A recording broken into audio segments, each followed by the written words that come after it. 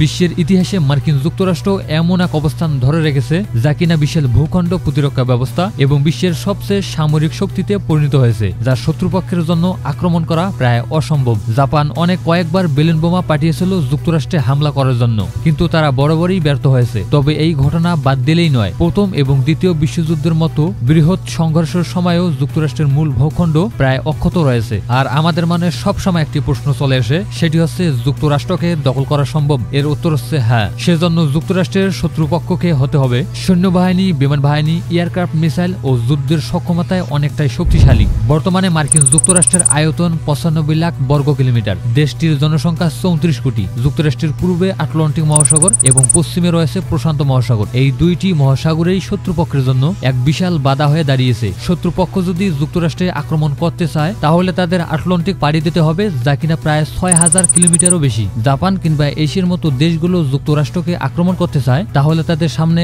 অপেক্ষা করতেছে প্রশান্ত মহাসাগর। আর এই আক্রমণ করার জন্য তাদেরকে 9000 কিলোমিটারও বেশি পথ অতিক্রম করতে হবে। যুক্তরাষ্ট্রকে শুধু ভৌগোলিক দিক দিয়েও আক্রমণ করা সহজ নয়, বরং সামরিক শক্তি দিয়েও শত্রুপক্ষের জন্য এক বড় বাধা। ইউনাইটেড স্টেটস নেভি বাহিনী বিশ্বের সবচেয়ে শক্তিশালী নৌবাহিনী, যার অধীনে রয়েছে প্রায় 4000-এরও বেশি যুদ্ধবিমান এবং রয়েছে 11টি এয়ারক্রাফট ক্যারিয়ার। যুক্তরাষ্ট্রের আকাশপথ প্রতিরোধ করার জন্য অত্যাধুনিক প্রযুক্তি রয়েছে। এছাড়াও রয়েছে 13 লক্ষেরও বেশি স্থল বাহিনী এবং আরো 8 লক্ষ রিজার্ভ সেনা রয়েছে। তারা যে কোনো প্রকার আক্রমণ ঠেকাতে সদা প্রস্তুত। সুতরাং শত্রুপক্ষ যুক্তরাষ্ট্রকে দখল করতে চাইলে তাদের বিপুল পরিমাণ সৈন্যবাহিনী প্রয়োজন হবে। পর্বতমালা এবং প্রান্তের ভৌগোলিক বৈশিষ্ট্যের কারণে শত্রুদের জন্য আরও একটি বড় চ্যালেঞ্জ। যুক্তরাষ্ট্রের পশ্চিম দিকে রকি পর্বতমালা অবস্থিত। আক্রমণ ঠেকাতে এই পর্বতমালা যুক্তরাষ্ট্রের জন্য অনেকটাই কার্যকরী। এই পর্বতমালায় শত্রুপক্ষ অবস্থান করতে গেলে তারা যুক্তরাষ্ট্রের সেনাবাহিনীর কাছে অতি সহজেই ধরা পড়বে। তারপরে যুক্তরাষ্ট্রে রয়েছে অ্যাপোলোসিয়ান পর্বতমালা। যুক্তরাষ্ট্রকে আক্রমণ করতে চাইলে শত্রুপক্ষকে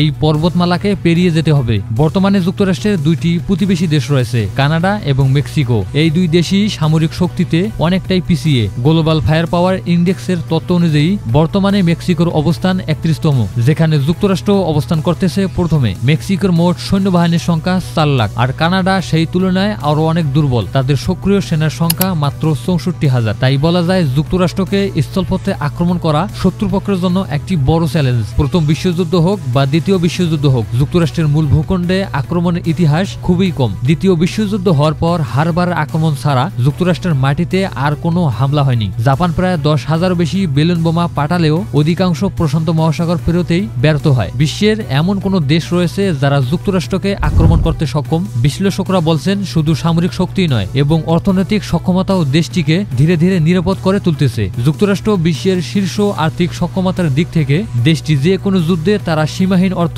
ব্যয় করতে প্রস্তুত। শুধু যুক্তরাষ্ট্রে আক্রমণ করা শত্রুপক্ষের জন্য বড় চ্যালেঞ্জই নয়, এটি একটি শত্রুপক্ষের জন্য আত্মঘাতী পরিকল্পনাও হতে পারে। যুক্তরাষ্ট্র অর্থনৈতিক, সামরিক ও বিভিন্ন দিক থেকে এমন এক অবস্থানে নিয়ে গিয়েছে সেখানে হামলা করা প্রায় অসম্ভব। যুক্তরাষ্ট্র সামরিক ক্ষেত্রের পাশাপাশি পারমাণবিক সক্ষমতার ক্ষেত্রেও ব্যতিক্রম নয়। বর্তমানে যুক্তরাষ্ট্রের পারমাণবিক অস্ত্রের সংখ্যা 5428টি এবং এই সংখ্যার দিক থেকে যুক্তরাষ্ট্র বিশ্বের দ্বিতীয় পারমাণবিক অস্ত্রধারী দেশ। দেশটি পারমাণবিক অস্ত্র মজুত কমানোর প্রবণতা দেখালেও তারা নানানভাবে নিজেদের শক্তি বৃদ্ধিতে থেমে নেই। সুতরাং এখন বলা যাচ্ছে যে যুক্তরাষ্ট্রকে দখল করতে চাইলে শত্রুপক্ষকে পারমাণবিক অস্ত্র, সৈন্যবাহিনী ও বিভিন্ন বোমা, মিসাইল সহ অনেকটাই শক্তিশালী হতে হবে। প্রিয় বন্ধুরা, এই বিষয়ে আপনাদের মতামত কি তা অবশ্যই কমেন্ট করে জানাবেন। আর আমাদের এই ধরনের কন্টেন্ট তৈরি করতে অনেক সময় ও পরিশ্রম লেগে যায়, তাই অনুরোধ করব চ্যানেলটি সাবস্ক্রাইব করে আমাদের পাশে থাকুন।